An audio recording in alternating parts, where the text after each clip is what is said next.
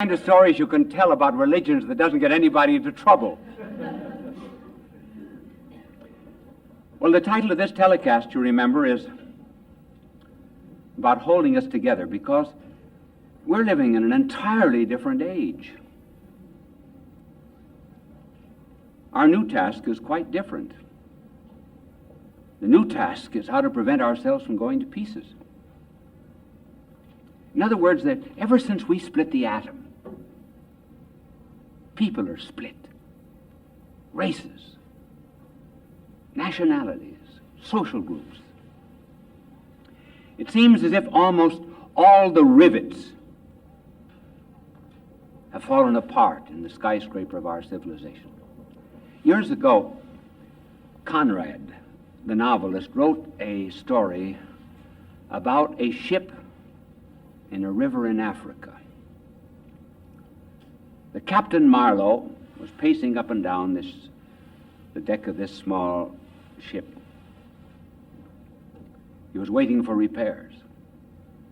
Along the shore, he could see the native Africans dancing, singing, mocking him. And as Marlowe paced the deck, he said, "Rivets, by heavens! That's what I need. Up there at the station on the hill, boxes of them piled open. Said you kick them as you walk along. They roll down the siding. And here I don't have a single rivet to put my plates together." And this was the contrast between these carefree people and a technical civilization that was all at loss for progress because there were no rivets. Now that's what's making us fall apart. The absence of some unifying principle. Just let me give you now some examples of how we're falling apart. I will take education and literature and maybe philosophy and a few other things. First of all, take education. It used to be centuries ago that there were universities. Now, the word university means something that turns about one thing. And what was that one thing? Well, in the Middle Ages, it was theology. All sciences were, as it were, in relation to that.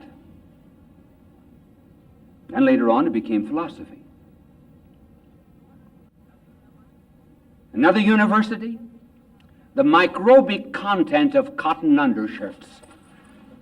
What a wonderful thesis that was. PhD. But I think the prize was one of our well-known Eastern universities, a psychological study of the post-rotational eye movement of squabs.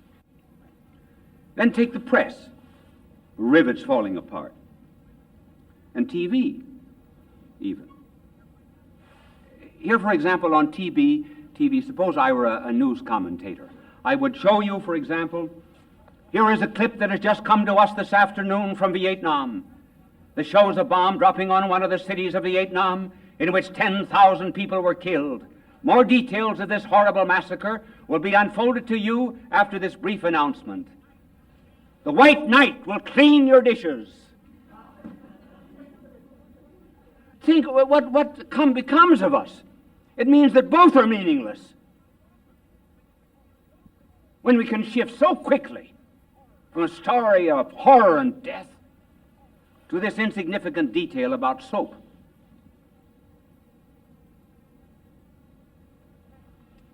Then the press is interested in getting your opinion and yours, everybody's opinion. Not because of the opinion itself, but to set it in contrast with someone else's opinion. So as long as there's conflict, there's news. What's the purpose of opinions? Are we trying to develop a meaning and a philosophy of life? And this has so much affected personalities that today many minds have no unifying pattern of life. They read one book, maybe a bestseller, and they say, oh, this is a great idea. And they lay down the railroad tracks on which they will move. Then next week they read another book, and they tear up those tracks. They were a materialist last week. Now this week they begin to be an idealist. And as life goes on, they never have one goal or one purpose. No rivets in life. Now this is serious. If this were a class in school, in a university, I would go more into detail. But just let me go through famous writers and thinkers and give you their concept of this rivetless civilization. 200 years ago, de Tocqueville, who wrote a great deal about America and who foresaw America, said Americans are going to be superficial. They'll be interested in the surface of things and will not get down to depths. Then if you take those who have made a study of Grecian democracy, what made it fail, the Middle Ages, what made it fail, our contemporary civilization, you get always the same answer. There was nothing to hold civilization together. For example, Jaeger. Those of you who are in the university probably have read Jaeger. His work on Padaya, which Jaeger shows that the Greek democracy of the pre-Christian times went to pieces just as soon as it lost its gods, its faith, and its myths. Collingwood wrote about the Middle Ages. Collingwood said that the Middle Ages went to pieces just as soon as it lost its faith. Politics and economics, he said, began to be independent of theology and morals and ethics. Philosophy was separated from theology, and the unity of civilization decayed. In our modern times, Reinhold Niebuhr compares our civilization to Babel, in which he says men are confused. Each one is trying to make himself a god, and finally eventually to reach the heavens. And the attempt fails. And Toynbee wrote 10 volumes called A Study of History. And he says that our age is suffering from a schism of soul. That is to say, we've lost all of our unity, and we're like the pyramid builders. What, he said, was Egypt trying to do when it built the pyramids? It was trying to forget the slavery of people. And so upon all of that forced labor was erected this monument to resist decay, and it became the very basis of decay itself. I wonder if going to the moon, $77 billion a year in preparation for war, is not another Babel.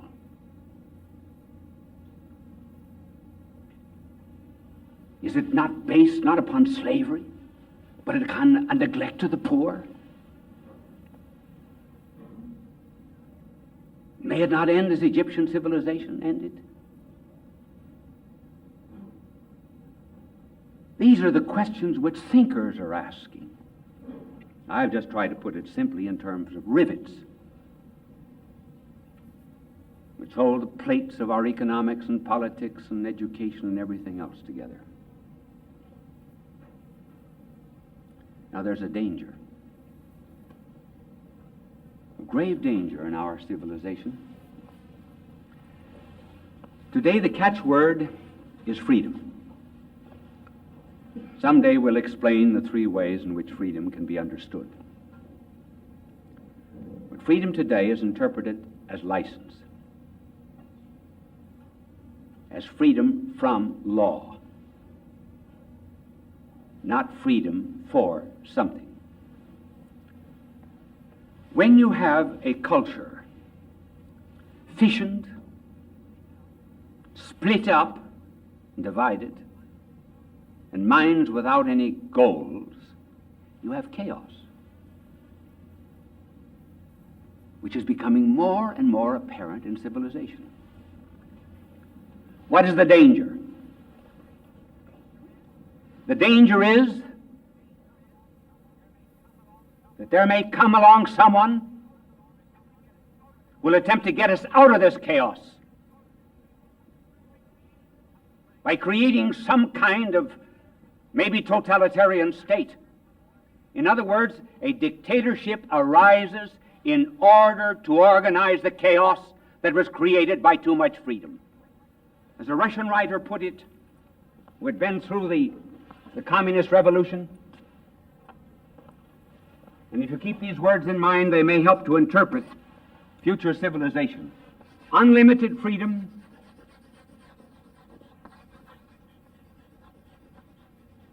leads to unlimited tyranny. Communism was only an organization, forcible organization of a chaos. When shepherds cannot get their sheep to follow them, they send dogs after them. And we're in danger of having dogs run after us to organize us out of this chaos. As Dostoevsky, the French novelist, put it, he said, I wouldn't be at all surprised that there might arise out of our cities in some future day someone unlearned would say, let's knock to pieces all of this supposed wisdom. Let us smash all of our logarithms to pieces. Let us go our own way. And you'll be surprised how many followers we will have. I know it's not a pleasant picture, but I'm just trying to keep up in what's happening in the world. And not just to be a part of this rivetless culture. Now, what will hold us together?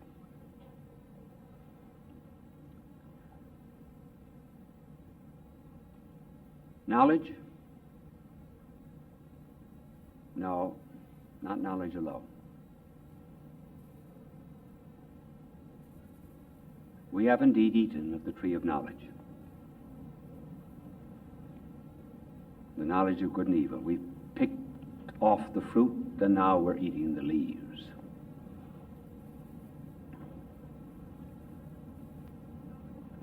And knowledge, anyway, when it's about things above,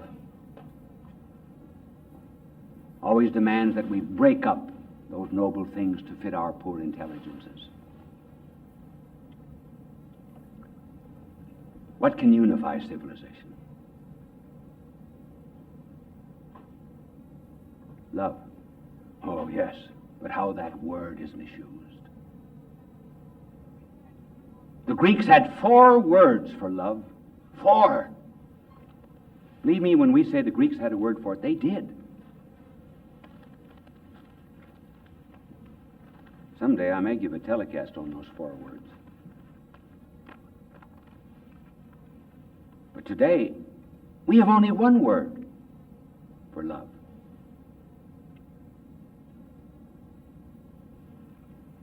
Certainly we can call in an absolutely unprejudiced witness in the novelist Faulkner. Let me read you what he says. In other words, this is not the kind of love that will save us, the kind that he is describing, and which, incidentally, he repudiates.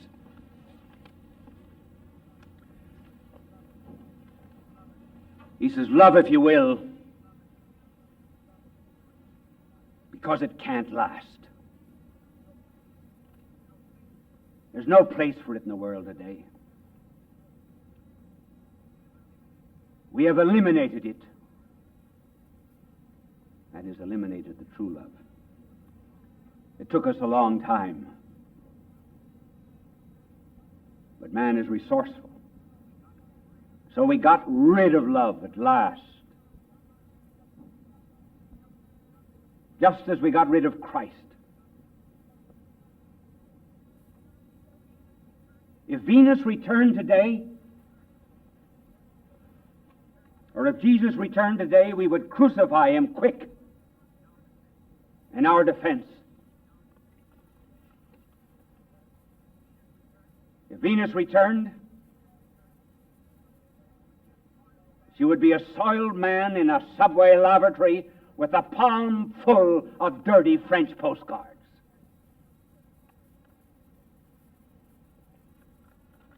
That's what's happened to our concept of love, noble love, as it has degenerated into eroticism.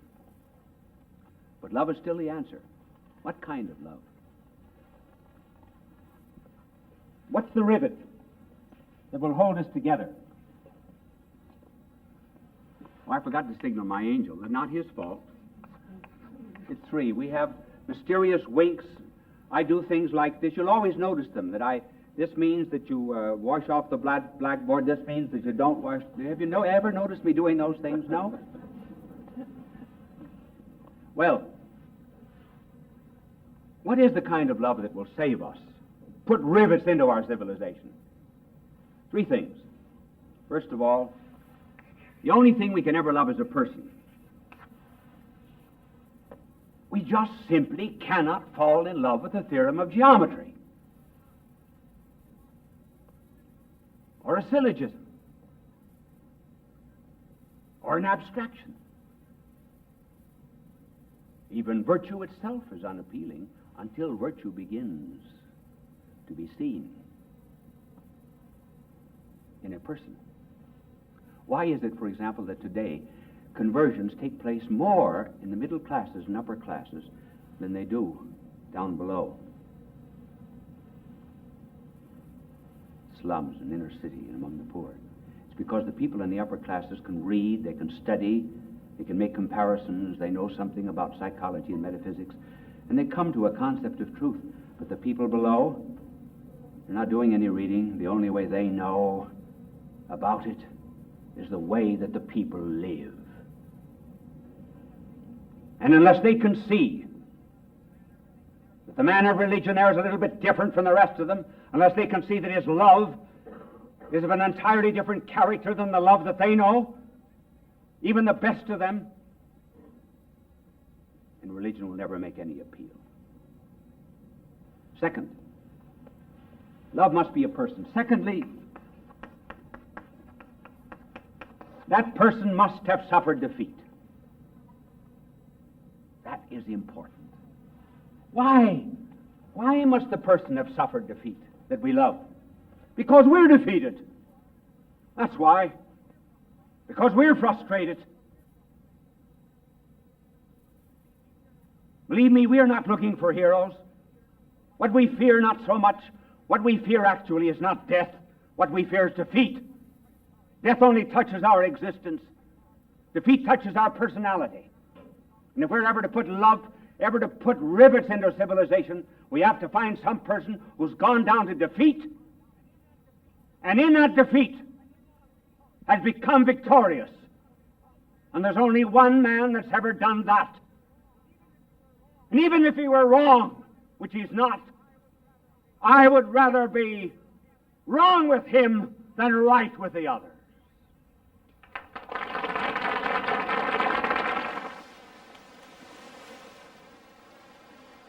The sea is calm tonight. The tide is full. The moon lies fair upon the straits. Words from the English poet Matthew Arnold. A stream of water creates its own pathway, a spiraling journey, past many places, always moving toward the sea. It is like our human journey.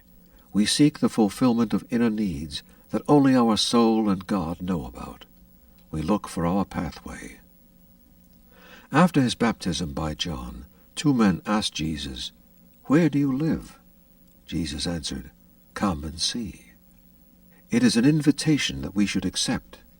It is a direction along our pathway. People of all faiths recognize Bishop Fulton J. Sheen as one of the greatest communicators of the 20th century. He was born in El Paso, Illinois, in May of 1896. As a young boy, he knew he wanted to be a priest. He served as an altar boy at St. Mary's Cathedral in Peoria, Illinois. At St. Viator College, his education and debating skills taught him the skills he used throughout his life. His unique ability at being natural and at ease in front of any audience was noted early in his ministry. He was ordained in 1919 and went on to become one of the best-known and greatly loved priests in church history. He wrote 96 books and hundreds of articles and columns. He broadcast numerous radio and TV programs. People from all faiths watched him on television because he spoke to every man. They always waited with joy for his goodbye, his blessing, God love you. It continues to give us joy and memories. Bye now, and God love you. Bishop Fulton J. Sheen went to be with the Lord in December of 1979.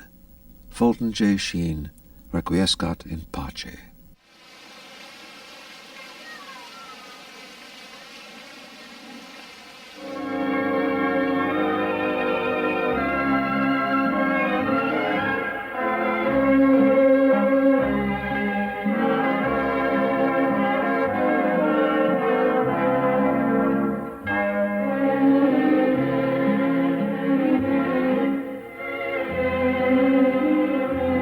Its violence and so forth. Perhaps it's very fitting that we should say something about America's religion. And here we come to an application of the words, physician, heal thyself. In other words, what have you got to say about religion? And here we speak of Christianity in general, not about any particular sect or about the church to which I belong, or the church in a general, but rather the church in a general and vague sort of way. What are the critiques of religion? And what is our moment of truth? Is there any justification for pointing a finger at Christianity as it exists today? Perhaps there is. And the first critique might be this. One, we will refer to the affluence of the church itself, and then we will refer to the laity, and then we'll refer to the doctrine and teaching. So the first will involve bishops, priests, ministers, and the like, lay leaders. First, as regards the bishops and priests and ministers. Has affluence hurt us? Have we grown fat? Does the economic and generous leverage of the pews hurt the prophetic utterance from the pulpit and the altar? Conceivably. Because I believe that there is some kind of a relationship existing between prosperity and the effect of Christianity at any moment. When we are affluent and rich, we are apt to become administrators.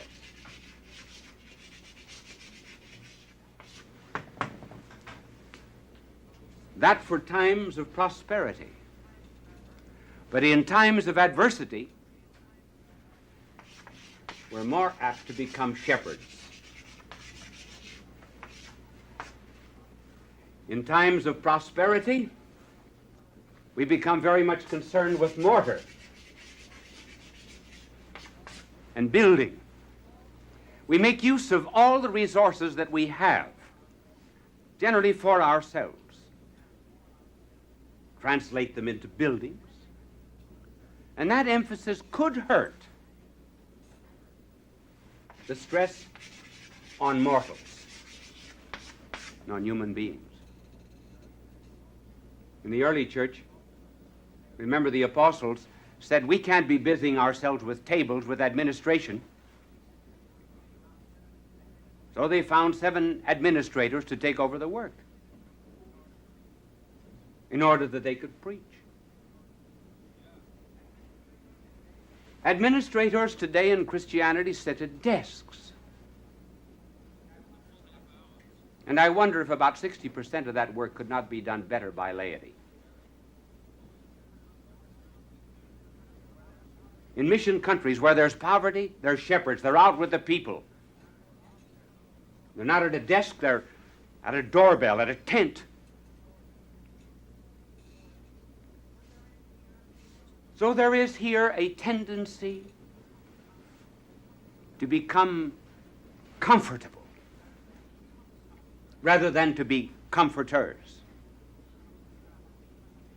This doesn't mean that living in a prosperous country we should not utilize all of the economic means that are put into our hands. But we're only speaking of a danger in an affluent society. Namely, we are sent to the sheep. No one will challenge that. But in an affluent society, what do? We generally shear them. In other words, take their wool, or what comes out of their wool pockets. Our divine master said that we were to feed the lambs and feed the sheep.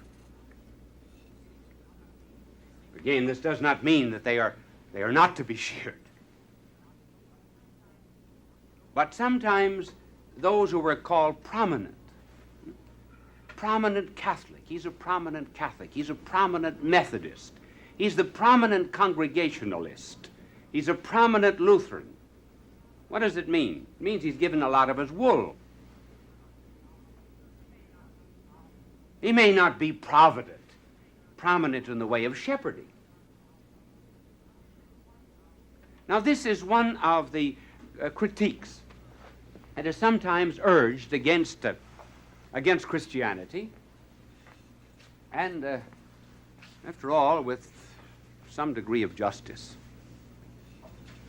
If we continue this moment of truth, we come to the laity, and we leave the priests and ministers. And what about the laity? Well, I don't know how anxious my angel is to wipe a blackboard in which there is any critique of Christianity. I'm sure the angel is very anxious. But having done the job, we now come to the laity, and we find again another type of critique.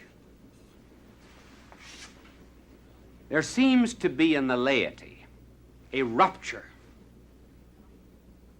a division between their religion and life itself. Between the church to which they move on Sunday and the secular life in which they move 6 days of the week. Now, certainly, there is not to be as much time spent in a church as in the secular order. Here we're speaking of the spirit. Let us put it this way. If you sat down at table with 12 people, or rather you watched 12 people at table, 3 of them were professedly Christian. You listened to a conversation that went from politics to economics to youth to the moral life of America. Do you think that you would notice any difference between those who were professedly Christian and those who were a-Christian or non-Christian? Would their judgments be any different? Their sense of values? Would you be able to pick out the 3 and say, here are some who are so imbued with a Christian motivation that it tells in all of their judgments? We cannot always tell. Which brings up the question that is Christianity really making an imprint in the world?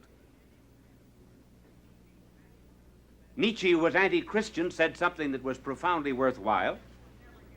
He said, "You will never get me to believe in a Redeemer unless you act like someone redeemed."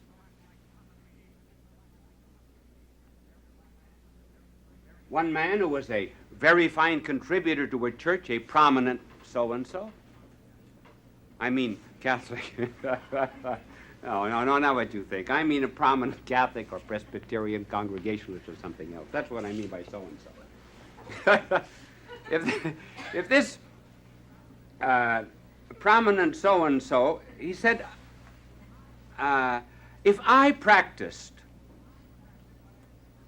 he said, what I'm supposed to believe on Sunday, I would be bankrupt in 6 months. Now this divorce between the two is largely contributing to the fact that today Christianity has lost a great deal of its imprint on our social, secular life. And one wonders if it is not to some extent justified. That is, the answer to it we have to work out in our own hearts. Now we've spoken of the moment of truth for bishops, priests, and ministers, then for the laity. Now about the doctrine. How about Christian doctrine? Here again, there seems to be a divorce between two things that should very much be united. And this critique is basic and fundamental. If there are two things that are ever to be kept together, they are Christ and his cross. No one who professes to be Christian could ever separate the two. Because he came not as a teacher, he came as a savior and a redeemer. But the two are being divorced, along with many other things in our contemporary civilization. So that on the one side, you find Christ, and on the other side is cross. The two are divorced, pulled apart.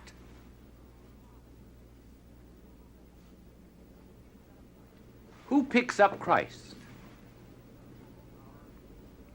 Our so-called Western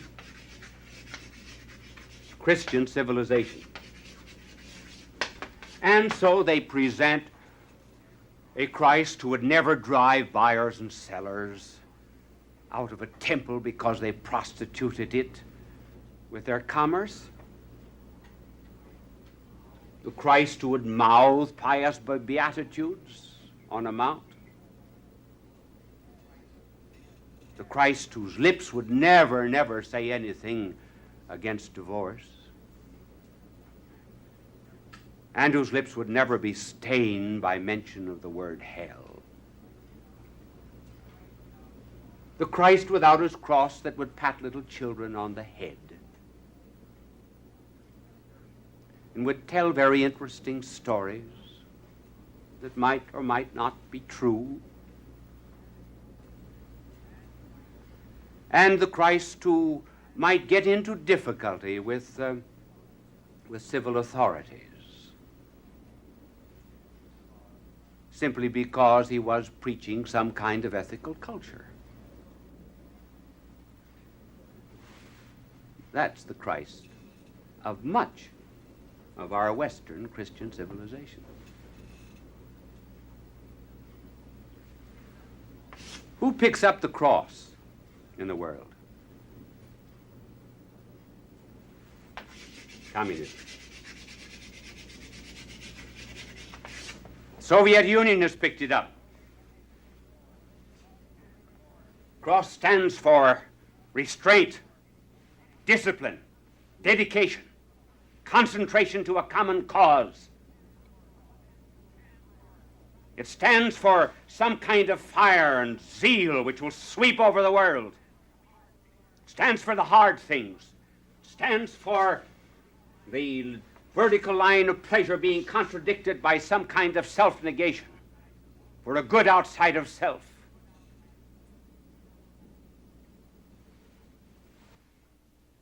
This is the divorce, with what result? With the result that our Western Christ is what? Weak, effeminate, puerile, not a redeemer, not a savior, just a vague kind of teacher to be equated with Buddha, Confucius, or anyone else. That kind of man can never command the allegiance of hearts and souls. He can never ask for zeal. Leaving father and mother, hating all kinds of secondary loves. So that kind of Christ enthroned or preached leaves men cold. And this cross without a Christ, has its difficulties too, just as the Christ without his cross. This kind of a cross leads to what? To concentration camps, to dictatorships, to tyranny, to the suppression of individual freedom, to the making of anthills, in which mortals become just like grapes crushed in a great vat of a state.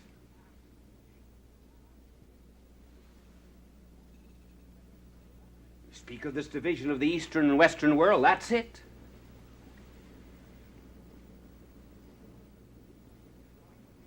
Which is going to win from the point of view of zeal? This is not. If either one of them will win, it will be this one. And it's very likely that this kind of a cross will find the Christ before this kind of a Christ finds the cross.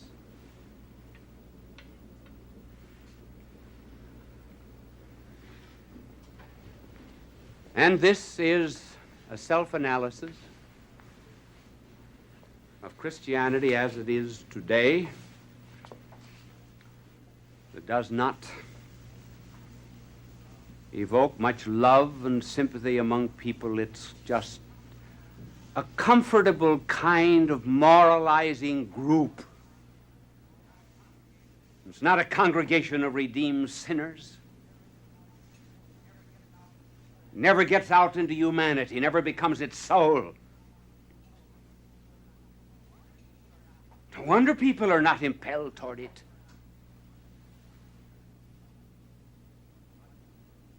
But because I made a criticism of it, you were finding temporary satisfaction in it, must not say that's the reason I don't have anything to do with Christianity, because it's not perfect. Oh, no. Listen, if it were as perfect as you want it to be, you wouldn't be allowed in it.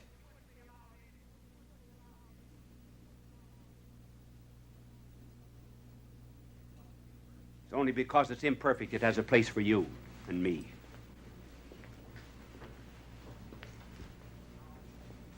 Now, what are we to do to save this kind of Christianity? Well, one thing we have to realize, that any forward movement that will save society is never a movement of masses. Never. It is a movement only of a creative minority.